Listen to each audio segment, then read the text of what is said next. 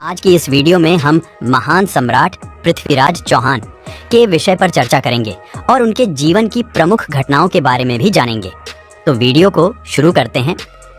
सम्राट पृथ्वीराज चौहान वंश के हिंदू क्षत्रिय राजा थे। उत्तर भारत में 12वीं सदी के उत्तरार्ध में उन्होंने अजमेर और दिल्ली पर राज किया था। सम्राट पृथ्वीराज चौहान का जन्म साल 1166 में अजमेर के राजा सोमेश्वर चौहान के घर हुआ था। गुजरात में जन्मे सम्राट पृथ्वीराज चौहान बचपन से ही प्रतिभा दिखाई देती थी। दिल्ली के राजा अनंगपाल द्वितीय की इकलौती बेटी कर्पूरी देवी पृथ्वीराज चौहान की मां थी। पिता की मृत्यु के बाद 13 साल की उम्र में ही उन्होंने अजमेर के राजगढ़ की गद्दी संभाल ली। बचपन में ही कुशल योद्धा रहे सम्राट पृथ्वीराज चौहान ने युद्ध के कई गुण सीख थे।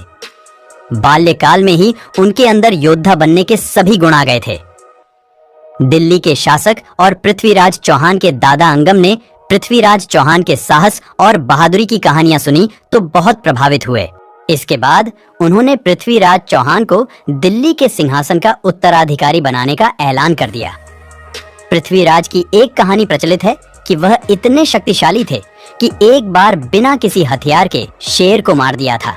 दिल्ली राज सिंहासन की गद्दी संभालने के बाद पृथ्वीराज चौहान ने किला राय पिथौरा को बनवाया था।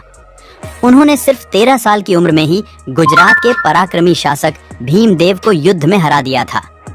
पृथ्वीराज चौहान 6 भाषाएं जानते थे, जिनमें संस्कृत, प्राकृत, मागधी, पैशाची, शौरसैनी और अपभ्रंश भाषा शामिल है। इसके साथ ही उनको मीमांसा, वेदांत, गणित, पुराण, इतिहास, सैन्य विज्ञान और चिकित्सा शास्त्र का भी ज्ञान था। पृथ्वीराज चौहान की तरह ही उनकी सेना भी बलवान थी। इतिहासकारों के मुताबिक 300 हाथी तथा 3000 सैनिक पृथ्वीराज की सेना में शामिल थे। इनमें बड़ी संख्या में घुड़सवार भी शामिल थे। भारतीय इतिहास के सबसे प्रसिद्ध हिंदू राजपूत राजाओं में से एक पृथ्वीराज चौहान का राज्य राजस्थान और हरियाणा तक फैला था। साहसी और युद्ध कला में निपुण सम्राट पृथ्वीराज चौहान बचपन से ही तीर कमान और तलवारबाजी पसंद करते थे। पृथ्वीराज चौहान को कन्नौज के राजा जयचंद की बेटी संयोगिता से प्रेम हो गया था। इसके बाद वह संयोगिता को स्वयंवर से ही उठा ले गए और गंधर्व विवाह किया। हालांकि संयोगिता के पिता राजा जयचंद और पृथ्वीराज चौहान की आपस में नहीं बनती थी। शादी के लिए जयचंद राजी नहीं थे। संयोगिता को उठा ले जाने के बाद जयचंद ने पृथ्वीराज से दुश्मनी मान ली। चंद बरदाई और पृथ्वीराज चौहान बचपन के दोस्त थे। इसके बाद चंद बरदाई एक कवि और लेखक बने थे। उन्होंने महाकाव्य पृथ्वीराज रासो लिखा है।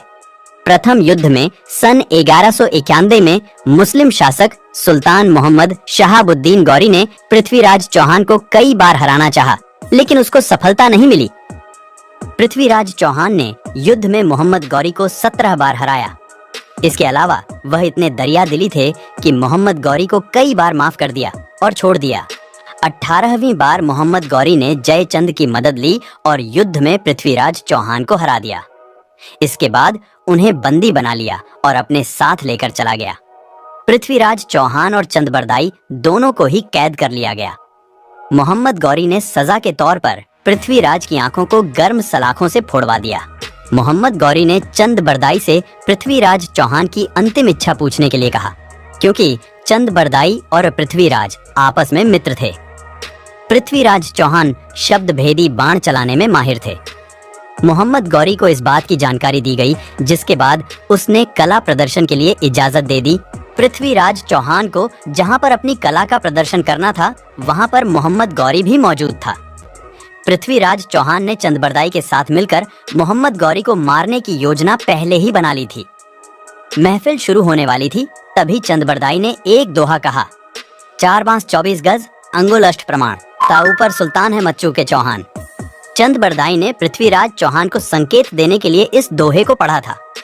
इस दोहे को सुनने के बाद मोहम्मद गौरी ने जैसे ही शाबाश बोला, वैसे ही अपनी आंखों को गवा चुके पृथ्वीराज चौहान ने मोहम्मद गौरी को अपने शब्द भेदी बाण से मार दिया। हालांकि सबसे दुख की बात यह है कि इसके बाद पृथ्वीराज चौहान और चंद बरदाई ने दुर्गति से बचने के लिए एक दूसरे को मार दिया।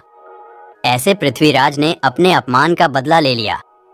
पृथ्वीराज के मरने की खबर सुनने के बाद संयोगिता ने भी अपनी जान दे दी